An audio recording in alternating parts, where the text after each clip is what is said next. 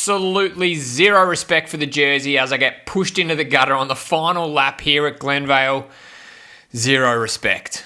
But that doesn't matter because welcome back, ladies and gentlemen, to another episode of the Fresh Crits of Melbourne. As you all know, we're back at Glenvale, and you could see in that last video that I made myself quite familiar with the gutter. But this race is actually a good one because fortunately for you, it doesn't include that much of me. I've got a particular special guest that I want to introduce today. I've been fortunately able to convince Ryan Schilt to be extremely generous with his time and strap some cameras on the bike. Now, he's had an amazing start to this season. He's riding with so much confidence. You can really see it. He's attacking the bunch. He's trying to get away at all moments. And that sort of riding is what's led him to secure a whole bunch of podiums across Caulfield, Carnegie, Hawthorn, and various others. So the man's riding with a ton of confidence, a lot of attitude, and that's exactly what's leading him to all these victories. Alright, so for the race, it's a beautiful, sunny Sunday morning, the 5th of November down here at Glenvale. It's a perfect morning, but there's a fair bit that's going on in the race from a personnel perspective and the riders that's out there. So what we might do is we'll skip into that, introduce a few people, and take it from there. Alright, so let's talk personnel. Straight away, first off the bat, number 8. With some pretty sexy blue and red kit. That man is Brenton Jones. And if you haven't heard of this gentleman, well, maybe these pictures will somewhat educate you of the caliber of this man. But joined with him today is a couple of other riders. You can see there, 129, 84, all wearing the same chaintech kit. There's another one there, 93. Oh, one more, 111. I reckon chaintech in this race is a new team, which is awesome, have got about 20 blokes in this field. No, maybe not 20 blokes, but there's got to be at least 6, half a dozen teammates in this field, so they are going to be the ones to watch. There's another one. They're going to be the ones to watch. They're the ones they're going to want to take control of this race at the end of the day to lead out Brenton Jones, BJ for short. Now, the question has to be put back to the peloton, has to be put back to Ryan, who's been in some stellar form. What is he going to do to try to make this race difficult or make this race harder than it possibly needs to be for this chaintech guy so that he can secure a win? We'll make sure you stick around to the end of this video because we're going to have Ryan as a special guest on the channel to talk through tactics and strategy for the last 3 laps of this race. Stay tuned. But we'll get to that shortly. We've skipped to 17 Ks left in this race with Ryan cruising at 181 beats. The race is definitely hard for Ryan, although he claims that he cruises around at 182 beats, so we'll see.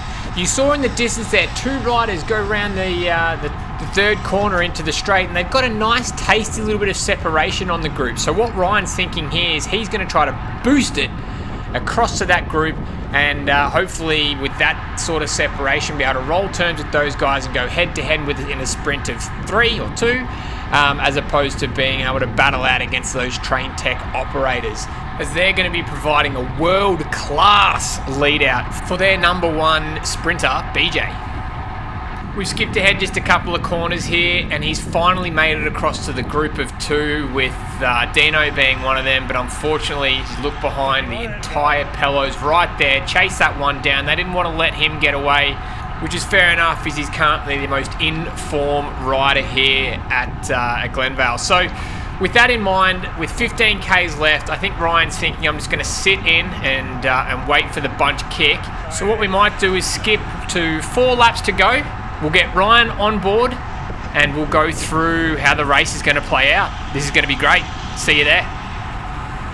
All right, man. So we're 4 laps to go. You've been sitting in for the last 15 minutes. Talk me through what have you tried, if you can remember. What did you try this race?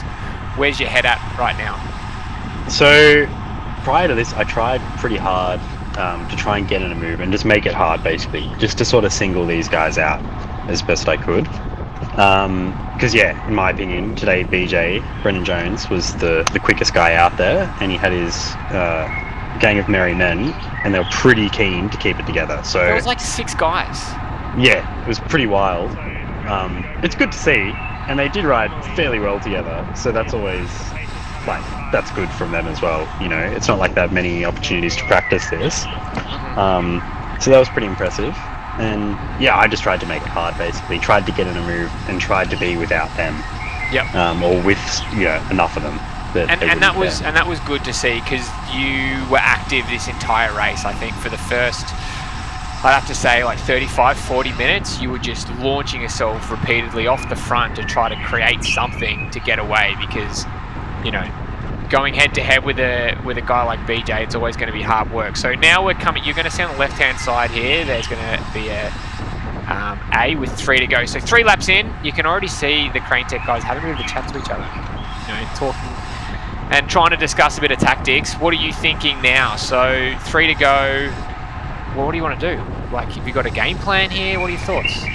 Yeah, so it's sort of like keeping the eye out for an opportunity as well. So yeah, you know, straight up mano a mano, can't really beat BJ, I felt. So I had to try and figure out something else, you know. Yep. So I'm sort of just like following at the moment, so I can see what they're all doing. And yeah, then if I do want to go, at least I have the speed and that sort of element of surprise. Yep. It's always nice to have. So and you can see here, just there, actually, sorry for interrupting, but the group swelled out a little bit. You saw Dean on the right. You'd had a bit of a chat to him early in the race. Is that right? Indeed, yeah. Sort of like that, yeah. 20 minutes, 15 minutes to go, we're having a chat. He was offering to lead me out, which is nice, but I was like, mate, you've got a better chance yourself if you just whack them 2 or 3 to go, that they're not strong enough to bring you back. And then if they are, they burn through all their guys, and then it's just BJ without a lead out. So yeah, I think that was the best way for someone to win today, was that 2-lap full gas attack. Get everyone napping, everyone looking to crane tech, but they're a bit far back, and sort of getting lucky, I guess. But yeah, not for me, I think. I think I'm being watched a little bit too much. So I think we just got 2 laps to go, or maybe last lap. Yeah. We're sitting, this is quite far back, man. We're like 20th wheel. You happy with this? Today I am. Yeah, like I feel these guys, I thought worst case they're just going to do a big push down the back straight, or down that last corner, last straight, and then just basically just storm through everyone. And I'm sort of just, I think BJ's got it sewn up basically. So it's not really being so far back normally is a problem, but this time I was like, we're sweet. Yeah, all right, then we're coming into the bell. The next one. So right. The next one's the bell. So right now, like, no one's getting away. It's just about trying to find some good positions. So, man, right now, if I'm this far back, you're going to have to burn a match to get in front. Are you panicked at the moment, or are you just pretty confident that you're going to be able to move your way up in the field? Pretty much. It's in my eyes, it's like super chill. Okay. We're not really going so hard. We're still freewheeling a bit every now and then. It's like, if you need to make a push, I can make the push. You know, it's not so bad for me really at this point. And yeah, like I say, if I know BJ's there, I know in the sprint from other weeks how I've gone in the sprint, how much like space I can gain on other guys is not really an issue. Yeah. And like I say, I know if I just have to push for like a little bit, that I come straight around everyone and to the front more or less. So and this is where I get fully gutted here, but that's we'll save that for a little bit later. So we're all over the road right now. And we're going to, I'll let it play out, and then we'll go back and look at the last couple of corners. But right here, you're just holding the wheels, and what do you want to do? Well, like I say, you're sort of looking for that opportunity. So we come around there, and I've gone, we're not going as quick as I think we could. And I see that opportunity to get the jump on BJ, which is nice. Any amount of space on him I can get is optimal. Yeah. And I thought his lead out weren't quite up to it, sort of not being super aware of everything. Yeah. They're leaving it super late, so yeah, I went really early. Just try and get the gap through the corner. Right? Yeah. And it was a good opportunity. And you cracked 1300. I saw that. Yeah. There was a little tick over 1300 at 200 beats. That's massive numbers. Good, amazing. Like you're obviously flying right now, right? Yeah, I've been going pretty well at the start of this crit season, which is nice. So yeah, I think, I don't know, clear mind and no pressure goes a long way, really. That's it, man. Exactly. Enjoying your racing. Okay, so we'll pick this up. We are I reckon 400 meters to go. So we're coming into, what's this, the last corner. Yeah. We've got BJ's here, number 8, and his merry man. He's positioned perfectly. Oscar Gallagher's right next to you here on your right-hand side, and that's Adam 129, I think that is. Yeah. It's going to, I would assume it's going to be BJ's last wheel in the sprint. Talk me through where we are right now. What are you looking for a particular moment in this race to launch that attack? Talk me through that.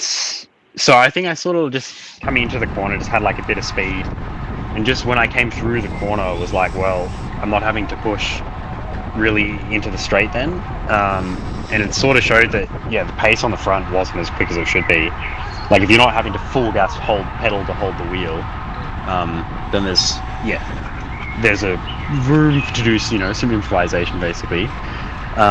So I just made the call to get that jump on BJ, just use the speed that I had, come off the wheel of Oscar and come around these guys and just hope that whoever was doing the lead out, I didn't think they were so switched on because I think they should have gone way earlier.